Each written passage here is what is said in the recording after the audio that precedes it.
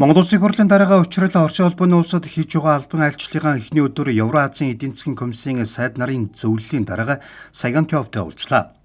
Уулзалтынханд Улсын хурлын дараагаар Евразийн эдийн засгийн холбооны гишүүн орнууд болох Орос улбаны улс, Армени, Беларусь, Казахстан, Киргиз зэрэг улстай найрсаг харилцаа, хамтын ажиллагаа улам бүр гүнзгийрүүлэн хөгжүүлэх нь Монгол Улсын гадаад бодлогын тэргүүлэх чиглэлийн нэг болохыг онцоллоо.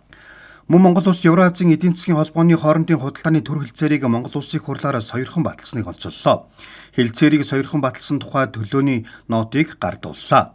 Худалдааны төр хэлцээрийг Евразийн эдийн засгийн холбооны гишүүн орнуудаас Орос улбаны улс, Беларусь, Казахстан улсын парламент сойрхон баталсан нь уг хэлцээрийг түргэн хугацаанд хүчин төгөлдөр болгон хэрэгжүүлэх чиглэлээр талууд идэвхтэй ажиллаж байгаагийн илрэл болохыг Улсын хурлын дарга тодтоглоо.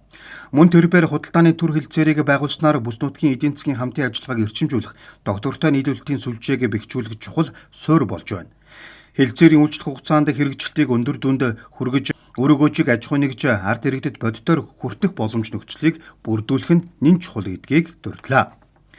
Цаашид хэлцээрт тусгагдсан зохицуултуудыг бодит ажил хэрэг болгох, гайлын болон бусад стандартын зөрүүг арилгах, тарифын болон тарифын бус саад бэрхшээлийг үе шаттайгаар бууруулах, харилцан ашигтай байх нөхцөлийг бүрдүүлэх шаардлагатай гэж байлаа.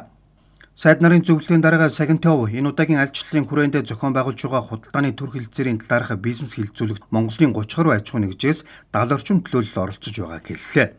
Түүнчлэн хэлцээрт тусгагдсан зохицуулалт заалт бүрийг ойлгомжтой ажил хэрэгчээр тайлбарлаж, бизнес эрхлэгчдийн тулгымдсан асуудлуудад оновчтой шийдлийг дэвшүүлнэ гэдэгт итгэлтэй байгаагаа илэрхийлжээ.